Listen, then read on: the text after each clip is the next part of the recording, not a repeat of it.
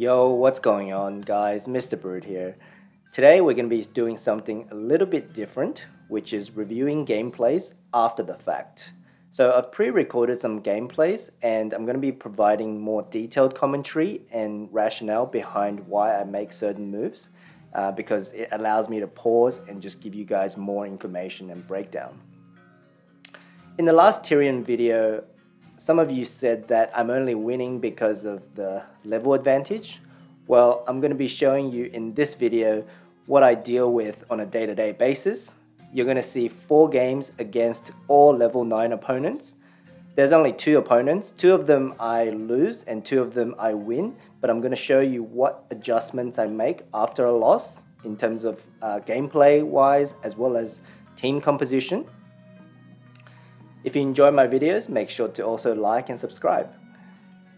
Before we jump in, I'll just quickly go through the talents of this team that I was using today. Rend, I've got the Flaming Soul talent on. I'm using the Flaming Soul, I should say, in the current meta. It's just so strong. The Living Bomb will take out basically an entire enemy push. The Mother Drake talent, as always, on Drake. Safety Bubble on these murlocs. Safety Bubble is really good because it can tank a save pilot hit, and in a certain scenario you can just use Arcane and then it'll be a 1-for-3 trade because the save pilot will just die to the murlocs. Harpies, I've got the Mining Gold talent. Stay till the very last battle because you will see how good this talent is and it will allow you to win against an opponent that's 2 levels higher. Quilboar, I've got the Tunnel Vision here, and Arcane as always, Amplification, and Save Pilot, the cloaking device. So let's jump into it. First up, we have a Sylvanas matchup. So from the get-go, you know we have a disadvantage with matchup because Sylvanas counters Rend. It's an additional anti-air. So opening play, you would just go with quilboar if you have a Rend deck. He seems to have stacked a lot of his units up the top, as you can see. That's why I've put the Rend into the same lane. With the Living Bomb talent, you don't need to support your Rend in one single lane push. It also doesn't work when they have Sylvanas. So treat it like a 1 unit where you want them to dismount you. So I'm not going to do anything here. I'm just going to let the Rend get dismounted and the Living Bomb will do a lot of damage to both the Necromancer and the Torrent. He's also got Huntress, and this is another really bad matchup for me because I don't have any good response in this deck against the Huntress. So every time he comes downhill, I have to let him lock onto the tower before I can put something down to, counter it. It's arguable. I mean, I could have done Harpies, but I wanted to use Harpies when the gold mine is a bit full.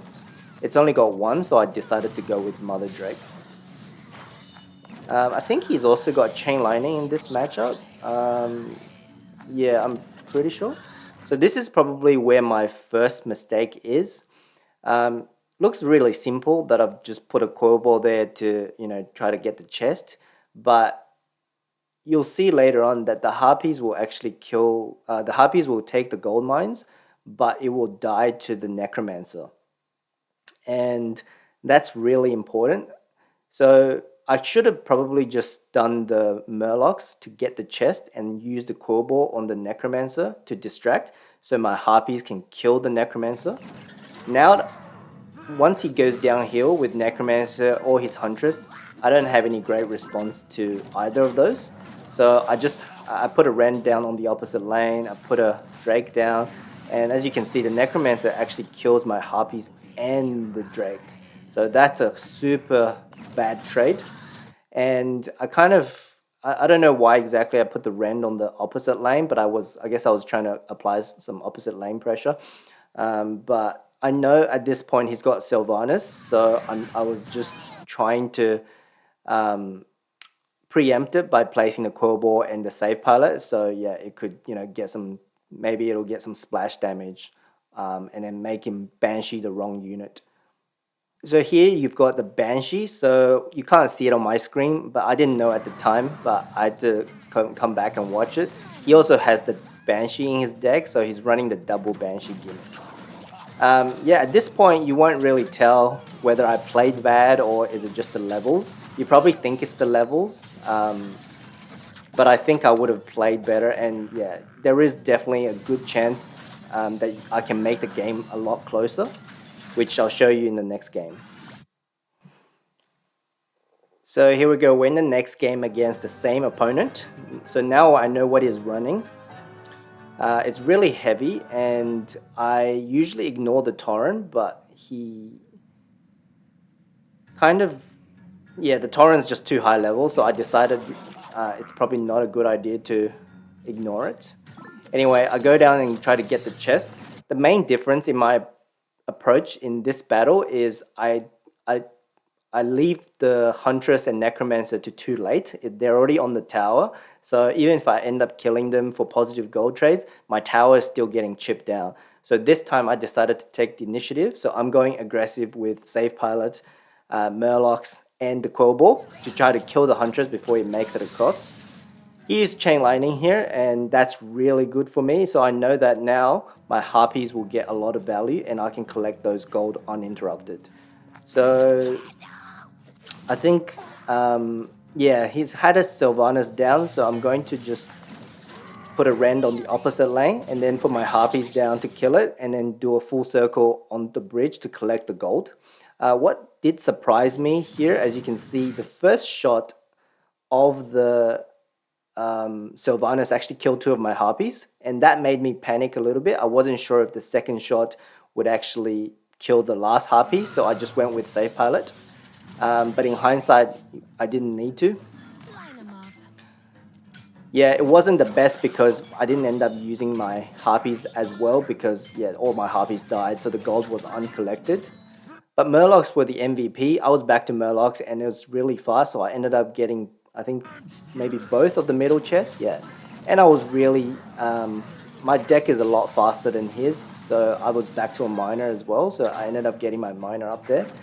Really important here, I didn't actually see what happened, but I heard the Chain Lightning, and you look up, your miner's dead, there's no units there, so you know it's a spell, and he only has Chain Lightning.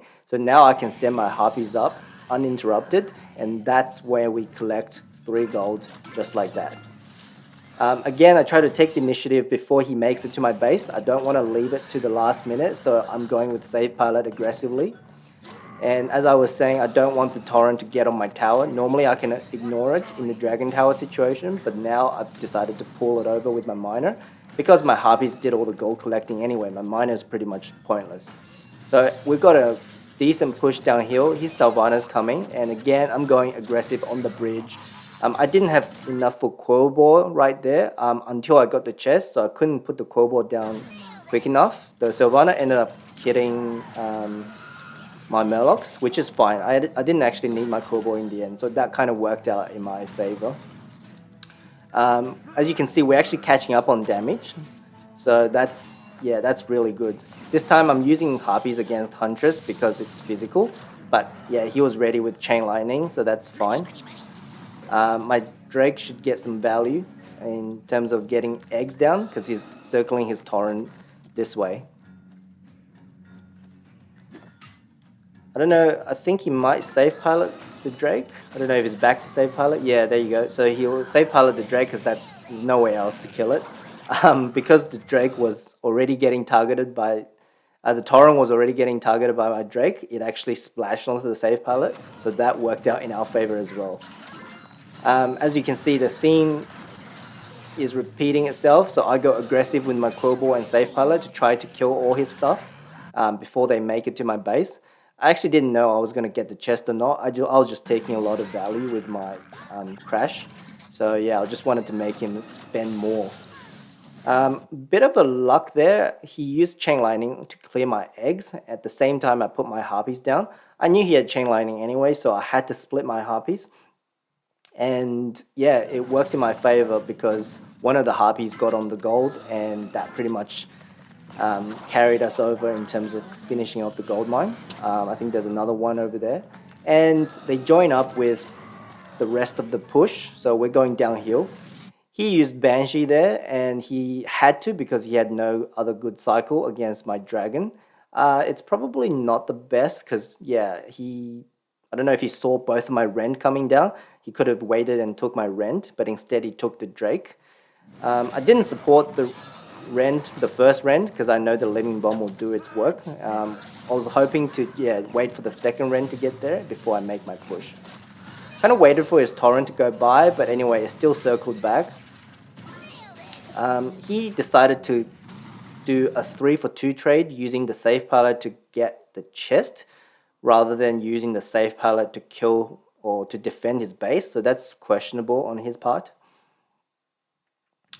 Yeah, his Torrent's just getting chest, but that's fine. I mean, at this point, he's got Necromancer or Huntress, but once the Rend dismounts, it kills everything on the ground. And our safe pallet's still tanking. I don't know how many shots it tanked on the Dragon Tower. And that's the first time I've also used Arcane. I don't think he knows I have Arcane. And I just spammed him with Arcane and just dealt a whole lot of damage there in one go. So next opponent, we're up against this full level 19 Cairne. I versed him a few times before, but I think Rend is my first time. So yeah, he's coming down mid with his Torrent. He's really good in terms of splitting his units up. So he's going here with his Torrent down mid, and then he's circling his Spear Troll. As soon as I saw the Spear Troll, I thought this was a terrible matchup. I'm pretty sure he has Chain Lightning as well, but you guys will see later on. The Spear Troll alone just... Oh, and he's got the Gryphon. So I saw the Gryphon and the Spear Troll. I was really devastated because basically I have no way of getting my air units across the table. So yeah, so at this point I can't really support my Rend at all in this matchup. Just got to let the Living Bomb. The Living Bomb becomes so good because once you get dismounted, it kills everything on the ground and air. Yeah, so he denied my miner pretty actively. I had to use harpies to... Yeah, so he also hard counted me with the Chain Lightning. So yeah, took my harpies down. This is my first battle, so I don't know what exactly he's running. But after that start, it's almost impossible to come back. I mean, he's got all the gold control. He's also got the damage advantage as well. So I'm barely surviving at this point. He did use his Chain Lightning to dismount my Rend. That's why I put my harpies down to counter the Cairne. Otherwise, I was just going to block it with a quilboar. But yeah, he's giving me some gold value on my harpies. I have to protect my harpies as much as I can. Otherwise, yeah, there's no way for me to kill their flying units and the Spear Troll. This is the interaction I want you guys to see with the murlocs versus the what do you call it, quilboar. I'm 3 levels behind, but with safety bubble, 2 murlocs nearly kills a quilboar. I'm fairly sure once you have even levels, it will out damage the quilboar. So that will be a really good counter to the meta, and this is another reason why I've got the murlocs in this deck. Anyway, he's going downhill with all his range units, so he's definitely got the meta figured out. Living Bomb kills both of them, which is great. He's late on the quilboar, but it doesn't matter at this stage because, yeah, I don't really have a good response with my deck against the Spear Troll. Even if it was the same level, I'd have to safe pallet every single time, and that'll just give a lot of value to his Gryphon. So either the Gryphon or the Spear Troll will help him get a lot of advantage in this matchup. Yeah, and that's pretty much game. I don't think there's any way for me to come back at this point.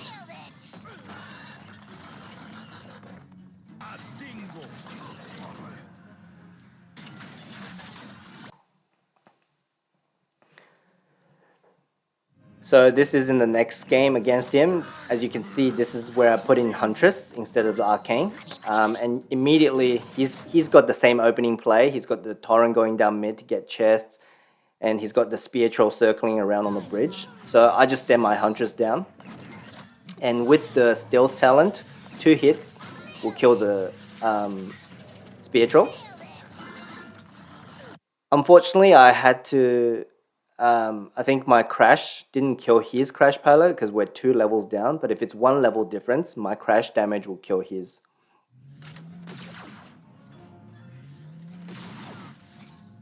Yeah, so I can't let his torrent lock onto my tower because last game the torrent just took so much damage off my tower. So this time I'm just going to use my miner to kite it over to my side tower. He's already back to spear troll and all that, so I'm forced to play my Drake to counter his torrent.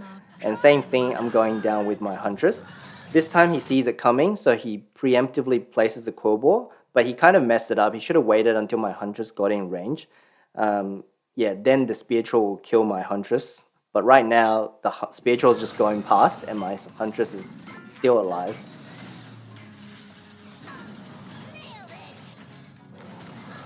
Yeah, same thing. He overshot his first chest, but I don't think my quilboar gets it. He's back to torrent already. So yeah, his second torrent is actually able to. This is probably my biggest mistake. So I don't even know how I survived after this. I'm a bit greedy. I thought for some reason my safe pilot would hit both the Gryphon and the spear troll. I was a little bit indecisive. Anyway, so as you can see, it missed both of them, and fortunately my tower only lost half my tower, and then yeah, was able to clean up those 2 air units. So he's got a tri-lane push right now. He's got a torrent, a Cairne, and a troll on all 3 lanes, and this is really a hard defense for me. So I think, yeah, so I go like this: the Rend and the dragon to kill those. I needed to put my Rend here because, yeah, it needs to get value off of both lanes. So I need to kill both of these ground troops. I didn't really do anything because the living bomb would have took out that. What I didn't know is that the living bomb actually took out the Cairne while his reincarnation was happening. So he was in the grave and then he was getting living bombed. By the time he came up, he pretty much died again. I wasn't sure if the living bomb the Gryphon was in the living bomb range. That's why I put down my huntress just to be safe. He's got a troll down mid this time, which is fortunate for us. Otherwise, our dragon on the right would have just, yeah, got killed instantly. Unfortunately, we didn't get in mine, but we've got our harpies. As you can see, it's really good. He's got chain lightning, and he chain lightnings the 2 plus the eggs. As long as 1 harpy lives, we can collect all the gold on the mine. With melee units like Cairne or Hogger, where they have AoE splash, so you just put your quilboar as close to the tower as possible, and you do that on the side, so they attack sideways while your dragon tower will finish them off. He was pretty good with chests. Yeah, he's always got his melee units going down that way.